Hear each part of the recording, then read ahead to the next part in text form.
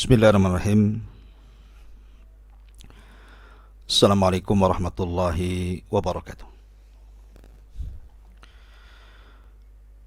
Bihamdillahi wassalatu wassalamu ala rasulillah wa ala alihi wa sahbihi wa mawalah wa la hawla wa la quwata illa billahi wa ba'du. Alhamdulillah, di malam hari ini sebagaimana Allah subhanahu wa ta'ala pertemukan kita lewat media, semoga Allah mempertemukan kita semua di surganya kelak, amin ya rabbal alamin. Salat dan salam kita hadiahkan kepada Rasul kita Nabi besar Muhammad sallallahu alaihi wasallam. Tema di malam hari ini kita akan membahas tentang 10 amalan secara singkat yang para malaikat akan mendoakan ampunan kepada orang yang mengamalkan amalan ini. Apa saja 10 perkara itu? Namun sebelum saya menjelaskan 10 perkara itu, ada sebuah ayat dalam surah Al-Ahzab ayat 43. Allah subhanahu wa ta'ala berfirman, huwallazi yusalli alaikum wa malaikatuhu liyukhrijakum minadh-dhulumati ilan nur wa kana bil mu'minina rahima. Dialah Allah subhanahu wa ta'ala yang telah bersalawat kepada kalian, dan juga para malaikat bersalawat untuk mengeluarkan kalian dari kegelapan menuju cahaya. Dan Allah subhanahu wa ta'ala terhadap orang-orang yang beriman Maha pemberi kasih sayang. Di sini ada kalimat dan juga para malaikat bersalawat. Apa makna salawatnya malaikat? Kita sering mendengar innallaha wa malaikatahu yusalluna 'alan nabi.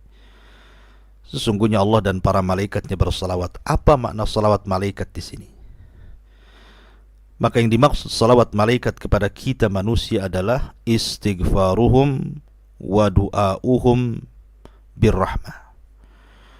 Makna malaikat bersalawat kepada kita itu artinya malaikat mengucapkan istighfar, memintakan ampun kepada kita dan berdoa untuk kita dengan doa rahmat.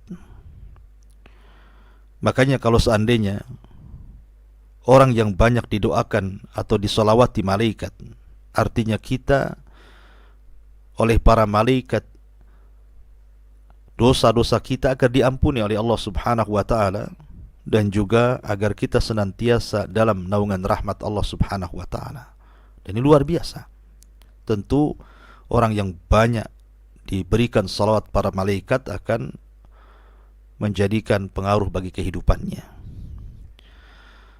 Lalu apa saja amalan-amalan kalau kita amalkan malaikat ini akan mendoakan istighfar kepada kita? Ada 10 amalan secara singkat. Yang pertama, an-naumu tahira. Orang yang tidur dalam posisi dia bersih dari hadas besar ataupun hadas kecil.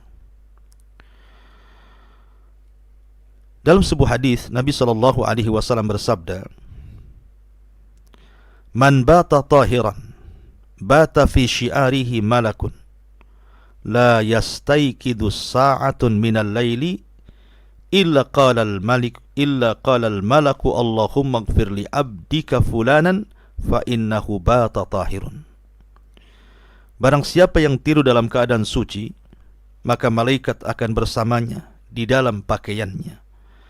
Dia tidak akan bangun sehingga malaikat berdoa, "Ya Allah, ampuni hambamu si fulan ini karena dia telah tidur dalam posisi tahir, bersih." Makanya saya anjurkan setiap sebelum tidur berwudulah. Karena orang yang berwudu sebelum tidur di samping kiri kanannya malaikat, dan setiap kita berguling ke arah kanan, malaikat sebelah kanan akan mengatakan, "Allahumma ighfir lahu, Allahumma arhamhu." Ya Allah, ampuni orang ini, ya Allah rahmati orang ini.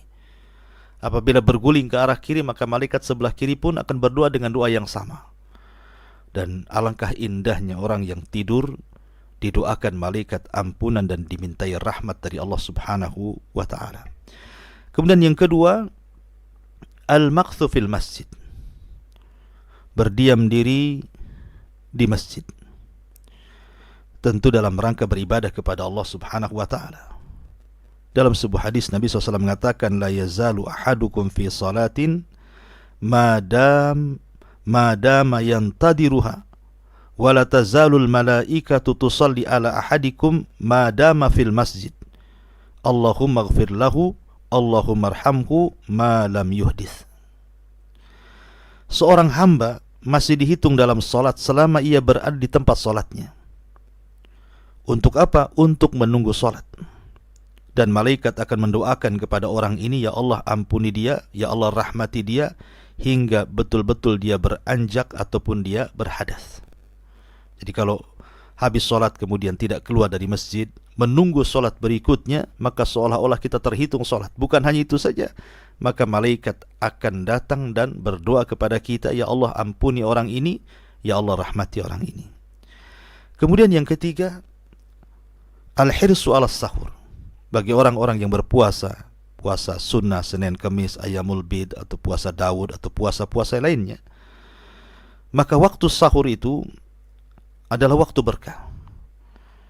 Innallaha wa malaikatahu yusalluna 'alal mutasahirin. Dalam sebuah hadis Nabi SAW mengatakan, Allah dan para malaikatnya akan bersolawat. Maksudnya solawatnya malaikat, saya ulangi, memintakan ampun dan doa rahmat. Bagi siapa? Bagi orang-orang yang makan sahur.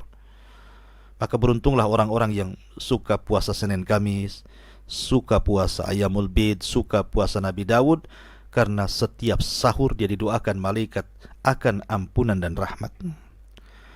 Kemudian yang nomor 4, al-hirsu ala safil awal awithani. Berusaha kita ketika mengejar solat berjamaah di masjid bagi laki-laki, kita mengejar saf pertama atau saf kedua.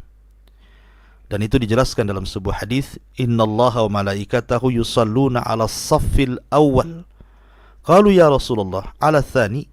Qala innallaha wa malaikatahu yusalluna 'ala as-saffil awwal. Qalu ya Rasulullah wa 'ala ats-tsani? Qala wa 'ala ats-tsani. Sesungguhnya Allah dan para malaikatnya akan bersalawat kepada orang yang berada di saf yang pertama dalam salat jamaah. Sahabat bertanya Rasul, bagaimana di saf yang kedua?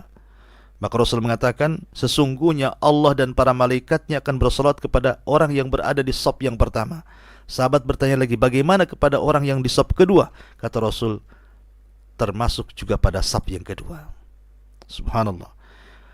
Cukup mengejar saf saja, malaikat sudah datang bersalawat kepada kita, istighfar, memintakan ampun dosa-dosa kita, dan memintakan rahmat agar kita dinaungi rahmat Allah Subhanahu wa ta'ala. Kemudian yang nomor 5, saddul faraji fis salah. Bukan hanya itu saja, merapatkan saf. Bukan hanya saf pertama kedua, bahkan merapatkan saf.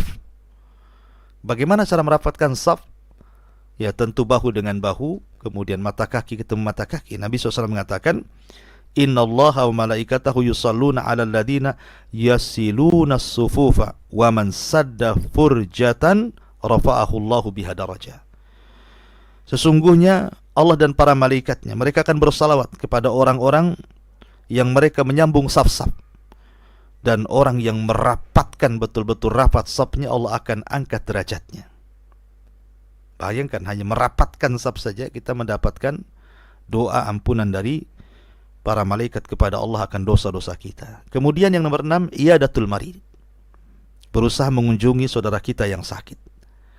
Nabi SAW mengatakan, ma min muslimin ya'udu musliman ghudwatan illa shalla alaihi sab'una alfa malakin hatta yumsiya wa in adahu ashiyatan illa shalla alaihi sab'una alfa malakin hatta yusbih wa kana lahu kharifun fil jannah. Siapa yang membesuk orang sakit di pagi hari, maka akan diiringi padanya 70.000 malaikat, semuanya memohonkan ampun untuknya sehingga sore hari, dan ia mendapatkan taman di sorga. Jika ia membesuknya di sore hari, ia akan diiringi 70.000 malaikat yang semuanya memintakan ampun untuknya hingga di pagi hari, dan ia mendapatkan taman di sorga. Subhanallah. Hanya mengunjungi orang sakit saja. Kalau memang di tetangga-tetangga Anda tidak ada yang sakit, datang ke rumah sakit. Rumah sakit banyak orang sakit. Ya, mengunjungi orang sakit saja, nengok, bawa hadiah, 70.000 malaikat berada di belakang kita. Semuanya mengatakan, ya Allah ampuni orang ini, ya Allah rahmati orang ini. Dan itu tidak tanggung-tanggung. Kalau kita mengunjung di pagi hari, malaikat akan ngomong seperti itu sampai sore. Kalau kita berkunjung di sore hari, malaikat akan ngomong seperti itu sampai di pagi hari. Luar biasa, ya kan? Kemudian yang nomor 7, as-salatu ala nabi, bersalawat kepada Nabi SAW. Rasul mengatakan, ma min muslim yusalli alayya illa sallat alaihi al-malaikatu ma salla alayya falyukil al-abdu min dhalika au liyukthir. Tidaklah seorang muslim bersalawat kepadaku kecuali malaikat akan mendoakannya sebanyak ia bersalawat atasku. Maka para hamba hendaknya mempersedikit salawat atau memperbanyaknya, silahkan. Yang jelas bahwa sekali salawat, malaikat akan ikut bersalawat kepada kita. Karena malaikat yang menghubungkan salawat kita kepada Nabi SAW. Ya, maka perbanyaklah salawat kepada Nabi SAW. Kemudian yang nomor 8, talabul ilmi. Orang yang hadir di majlis ilmu, berjalan dari rumah mencari majlis-majlis ilmu. Kata Nabi SAW, wa innal alim la yastaghfiru lahu man fis samawati wa man fil ardi wal hitan fi jawfil ma'i. Dan orang yang alim, orang yang belajar ilmu, maka makhluk yang ada di langit dan di bumi, maksudnya para malaikat, akan memintakan ampun akan dosa-dosanya kepada Allah, sampai pun kepada ikan yang ada di dasar air, bahkan dalam riwayat sampai kepada semut yang ada di dalam lubangnya. Kemudian yang nomor 9 adalah berdoa kepada saudaranya dan dia tidak tahu kalau kita sedang mendoakan dia. Umpamanya kita punya saudara, baik kerabat atau kawan, sedang sakit, sedang ketimpa musibah. Kita doakan, ya Allah angkatlah penyakitnya, ya Allah angkatlah kesulitannya. Dia tidak tahu kalau dia sedang didoakan oleh kita. Maka Rasul mengatakan, da'watul mar'il muslim li akhihil muslim bi dhahril ghaibi inda ra'sihi malakun muwakkal kullama da'a li akhihi bi khairin qala al malakul muwakkal bihi amin walaka bimithli. Doanya seorang muslim kepada saudaranya tanpa sepengetahuannya, maka setiap dia berdoa kebaikan kepada saudaranya, maka ada malaikat di atas kepalanya. Dan malaikat ini mengatakan, setiap kita berdoa kepada kebaikan, malaikat mengatakan, begitu juga untuk engkau, begitu juga untuk engkau. Jadi kalau kita mendoakan saudaranya, ya Allah sembuhkan penyakitnya, maka malaikat akan mengatakan kepada kita, engkau juga semoga disembuhkan penyakitnya. Luar biasa, ya kan? Kemudian yang nomor 10, mengajarkan ilmu kepada manusia. Innallaha wa malaikatahu wa ahlas samawati wal aradina hatta namlah fi juhriha wa hatta al-hut la yusalluna ala muallimin nasil khaira. Kata Nabi SAW, sungguhnya Allah dan malaikatnya dan penduduk langit dan bumi, sampai kepada semut di lubangnya, sampai kepada ikan dasar lautnya, maka mereka akan bersalawat kepada orang yang mengajarkan manusia kepada kebaikan. Dan banyak lagi, ya, sebenarnya perkara-perkara kalau kita amalkan, malaikat akan berdoa kepada Allah, memintakan ampun kepada kita. Di antaranya orang yang infak di jalan Allah, orang yang salat fajar, orang yang ketika membaca amin pada salat jamaah bertepatan dengan aminnya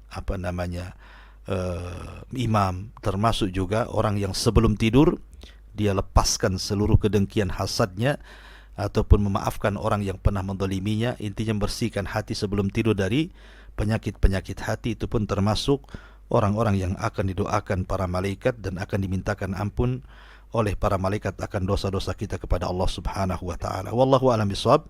Ini yang bisa sampaikan. Subhanakallahumma bihamdika asyhadu an la ilaha illa anta astaghfiruka wa atubu ilaik.